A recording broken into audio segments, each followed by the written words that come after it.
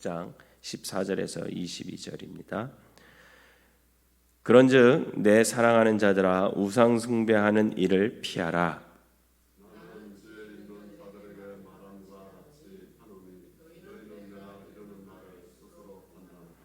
우리가 축복하는 바 축복의 자는 그리스도의 피에 참여함이 아니며 우리가 떼는 떡은 그리스도의 몸에 참여함이 아니냐.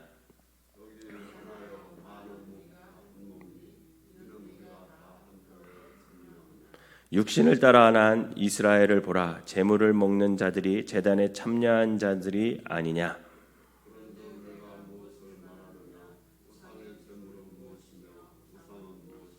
무릇 이방인이 제사하는 것은 귀신에게 하는 것이요 하나님께 제사하는 것이 아니니 나는 너희가 귀신과 교제하는 자가 되기를 원하지 아니하노라.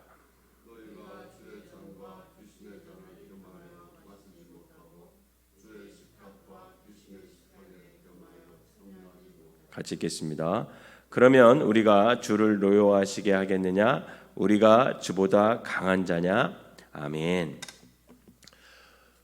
주일 새벽에 주님 전을 찾은 여러분들에게 하나님의 은혜가 함께 하시기를 주님의 이름으로 축원합니다. 오늘 본문에서 바울은 분명히 귀신의 존재를 얘기하고 있어요. 성경은 우상 숭배를 피하라 이렇게 말씀하시면서 우상 앞에 올려졌던 제물이나 우상은 아무것도 아니지만 그 배후에 귀신 숭배가 숨겨져 있다라는 것을 알려주고 있습니다.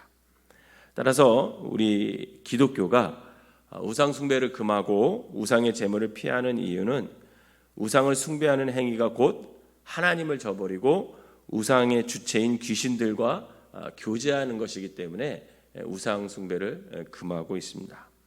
오늘 본문 21절에 한번 다시 읽어볼까요? 오늘 본문 21절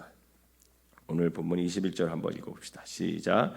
너희가 주의 잔과 귀신의 잔을 겸하여 마시지 못하고 주의 식탁과 귀신의 식탁에 겸하여 참여하지 못하리라. 이렇게 단호하게 바울 목사님이 얘기하고 있죠. 여기서 말하는 주의 잔, 주의 상은 초대교회의 성찬식을 의미합니다. 그리고 귀신의 잔, 귀신의 상은 그 당시 이방 종교의 의식을 뜻하고 있습니다. 당시 이방 종교에서는 우상 앞에 이제 제물을 올리고 난 다음에 그 음식을 특별히 고기죠. 그것을 서로 나누어 먹었습니다. 이는 결국 그 먹는 것 자체로만도 교회에 갈등을 갖고 왔고 교회 안에 문제가 생기게 됐어요. 그것이 뭐냐면 곧 교회에서 성찬을 나눈 사람들이 어떻게 우상 앞에 펼쳐진 상에 참여할 수 있느냐라는 거예요. 그런데 어떤 사람은 가능하다 이렇게도 얘기하고 어떤 사람은 단호하게 안 돼라는 문제를 야기시키게 됐다라는 겁니다. 그래서 바울은 오늘 주의 잔과 귀신의 잔을 겸하여 섬기지 말 것을 분명히 얘기를 하고 있어요. 우리 21절 다시 한 번만 읽어볼까요? 21절 다시 한 번만 읽어보겠습니다. 시작. 너희가 주의 잔과 귀신의 잔을 겸하여 마시지 못하고 주의 식탁과 귀신의 식탁에 겸하여 참여하지 못하리라. 이렇게 얘기하고 있습니다. 바울은 우리가 하나님을 노여워하지 않기 위해서는 그리고 교회 공동체에 덕을 세우고 또 분란을 일으키지 않기 위해서는 귀신의 잔을 먹고 우상 숭배하는 것 절대 하지 말아라. 그렇게 얘기하고 있습니다. 사랑하는 성도 여러분, 오늘 우리가 살아가는 이 시대에도 제사를 지내는 것 외에 참으로 많은 것에 귀신의 주도권을 빼앗겨 귀신에게 주도권을 빼앗겨 우리가 삶을 막 이렇게 주님의 뜻대로 살지 못하고 세상 것에 욕심을 부리고 또 귀신의 어떤 사로잡혀서 살아갈 때가 너무나 많이 있는 것을 볼 수가 있습니다. 우리의 일상생활 속에서 사단의 문화와 요소들을 범람하여서 무차별적으로 우리에게 특별히 믿는 사람들, 믿는 자녀들에게 접근해 오는 것들이 너무나 많이 있다는 거예요. 예수 믿는 사람, 안 믿는 사람 할 것 없이 여러분 문화라는 이름 아래 얼마나 많은 사단적 요소의 문화들이 많이 우리의 삶 속에 접근해 오고 그것으로 인해서 우리가 의식하지도 못한 채 그것에 사로잡혀 있는 것들이 사실은 굉장히 많습니다. 그러므로 오늘날 그리스도인들과 자녀들이 분별을 못하고 그것을 수용함으로 말미암아 자신도 모르게 그들과 자연스럽게 교제하는 자리에 그냥 그 안에서 머물 때가 있다라는 거죠. 여러분, 그 대표적인 예가 뭘까요? 사실은 우리가 흔히 접하고 있는 TV 같은 거예요. TV. 그리고 인터넷, 그리고 핸드폰, 매스미디어 이런 걸 가만히 우리가 접하다 보면 뭐 좋은 점도 있겠지만 결국은 그 안에 무차별적으로 들어오는 폭력과 어떤 성적 타락 그리고 향락적 소비 문화 이런 것이 귀신에 사로잡혀서 우리에게 침공할 때가 너무나 많이 있다는 겁니다. 또한 물질 망르주에 사로잡혀 있습니다. 돈이면 다 되고 돈으로 생명도 살 수 있다. 이런 생각을 사람들이 하게 되는 거죠. 이처럼 우리도 모르게 어느새 그런 마귀의 문에 빠져들어서 하나님을 멀리하는 삶을 살 때가 너무나 많이 있다는 거죠. 이것은 결국 가정의 파괴로 이어지고 많은 가정이 귀신의 세력에 의해 깨지고 아이들 또한 버려지는 상황이 너무 흔하게 벌어지고 있다는 거예요.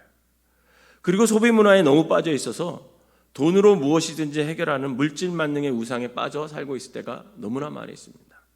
여러분, 심지어는요, 아이들 교육하는 그 책 속에서도 우리가 이 귀신에 사로잡혀 있다는 걸 볼 수 있어요. 여러분, 카나다에서 계시던 목회하시다가 잠깐 들어온 선배를 만났어요. 근데 그분이 그런 얘기를 하더라고요. 여러분, 하나님이 세상을 창조할 때 뭐와 뭐로 창조하셨어요? 사람을 남자와 여자로 창조했죠. 그죠? 이 땅에 존재하는 성은 몇 가지예요? 두 가지죠. 남자와 여자. 여러분, 캐나다에서는 이렇게 말하면 큰일 난다고 합니다.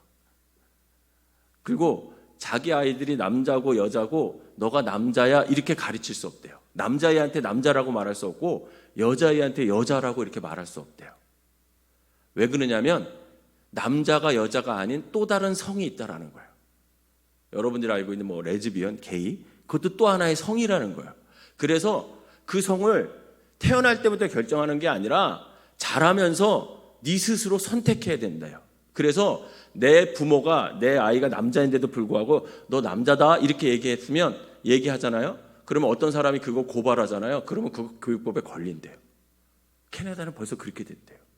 그래서 책에 남자, 여자 이 표시가 없고 또 하나의 성이 있다고 가르친대요. 그 성을 너 스스로가 선택할 수 있어 이렇게 얘기한대요. 전 그 얘기를 듣고 너무나 놀랐어요. 여러분, 교육이라는 이름하에 성경에서 말하는 진리가 왜곡되고 있다는 거예요. 이것은 누가 조종하는 거냐? 바로 그 뒤에 사단의 배후 세력들이 조종을 하고 있다는 거죠. 그런데 감사한 것은 이런 귀신의 역사 속에서 승리하는 방법을 바울 목사님이 우리에게 가르쳐줬다는 거예요. 그것이 뭐냐면 16, 17절에 나오는데 바로 주의 만찬에 참여하는 거예요. 여러분 16절과 17절 읽어볼까요? 16절과 17절 시작.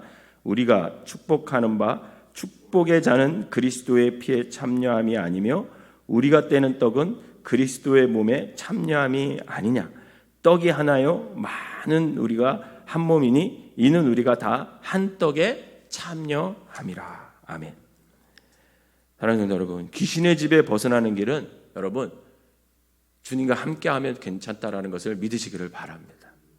우리가 그리스도의 피와 그리스도의 몸의 의미를 바로 깨달아서 우리가 그 안에 거하면 우리는 귀신의 힘에 쓰러지지 않고 날마다 주 안에서 승리하며 살아갈 수가 있다라는 거예요. 그래서 초대교회는요, 모이면 성만찬을 통해서 주님의 살과 피를 기념했습니다. 이처럼 우리도 마찬가지로 매일의 삶 가운데 여러분 그리스도와 함께하는 삶을 살아야 된다라는 거예요. 그렇다면 어떻게 주의 만찬에 거하며 귀신의 세력을 이길 수 있을까? 여러분, 다른 것 없어요. 늘 말씀을 통해 그 말씀 안에 거하시기를 주님의 이름으로 부탁을 드립니다. 늘 기도를 통해 주님 안에 거하시기를 바랍니다. 늘 예배를 통해 주님 안에 거하시기를 바랍니다. 여러분, 주 안에 우리가 주 안에 거하는 방법은 다른 거 없이 우리의 삶 속에서 날마다 기도와 말씀과 예배를 통해 경건한 삶을 살아가는 것뿐이에요. 성경은 분명히 말하고 있습니다. 요한복음 15장 5절 한번 읽어볼까요? 요한복음 15장 5절 시작. 나는 포도나무요 너희는 가지라. 그가 내 안에 내가 그 안에 거하면 사람이 열매를 많이 맺나니 나를 떠나서는 너희가 아무것도 할 수 없음이라. 아멘. 이 말씀은 우리가 그리스도 안에 거하면 우리는 많은 열매를 맺을 뿐만 아니라 무엇이든지 다 할 수 있다라는 것을 말씀하고 있는 거예요. 저와 여러분들이 그리스도 안에 거하면 귀신의 역사 속에서 반드시 승리할 수 있음을 믿으시기를 바랍니다. 그래서 우리는 날마다 말씀과 기도와 경건 훈련을 통해 그리스도 안에 거해야 된다라는 거예요. 그것이 바로 우리 그리스도인들이 승리하는 비결입니다. 바라기는 그리스도 안에 날마다 거하시기를 주님의 이름으로 부탁을 드립니다. 여러분, 악한 세상의 주관자 마귀는 오늘도 저와 여러분들을 그리스도와 함께 살아가지 못하도록 늘 여러 가지 방법과 도구를 사용하여 우리를 주님과 분리시키려고 합니다. 여러분, 결국 그것을 이기는 방법은 주님 안에 거하는 거예요. 주님 안에 거하면서 주님의 만찬에 참여하는 삶을 우리가 살아가라는 거죠. 바라기는 저와 여러분들이 그리스도 안에 거함으로 이 마귀의 공경에서 날마다 능히 승리하는 그런 삶을 살아가시기를 주님의 이름으로 축원합니다. 기도하겠습니다. 사랑과 은혜가 충만하신 하나님, 이 땅에서 문화라는 이름으로 또 교육이라는 이름으로 귀신이 우리의 삶을 조종할 때가 너무나 많고 우리의 의식과 우리의 생각과 우리의 지식을 지배할 때가 너무나 많이 있습니다. 하나님, 혼탁한 이 시대에 정말 진리가 무엇인지 분별하기 어려운 이 시대에 하나님, 우리가 그리스도 안에 거함으로 말미암아 아버지 하나님 바로 깨달을 수 있는 영을 우리에게 허락하여 주시고 아버지 하나님 믿음을 사용하여서 주님 안에 거함으로 말미암아 건건한 삶을 통해서 이 세상에서 속하지 않고 날마다 주님 안에 거하여서 마귀의 유혹에 이길 수 있는 우리 모두가 될 수 있도록 인도하여 주시옵소서. 때로는 아버지 하나님 분별하는 영을 허락하여 주셔서 아버지 하나님 마귀의 역사를 구분할 줄 아는 그런 지혜를 우리에게 허락하여 주시옵소서. 그리하여 아버지 하나님 사단의 역사의 유혹에 넘어가는 것이 아니라 날마다 주님 안에 거하여 주님의 뜻을 이루고 말씀을 이루며 살아가는 우리 모두가 되게 하여 주시옵소서. 오늘 하루도 또 살아갑니다. 특별히 거룩한 주일 우리 생명나무교회에서 드려지는 대면 예배와 비대면 예배를 축복하시고 아버지 하나님 그 예배 가운데 함께하여 주셔서 오로지 주님만 영광 받으시고 그 예배 속에서 말씀을 듣는 우리는 깨닫게 하여 주셔서 그 말씀대로 살아낼 수 있는 믿음의 사람들 될 수 있도록 인도하여 주시옵소서. 예수님의 이름으로 기도하옵나이다. 아멘.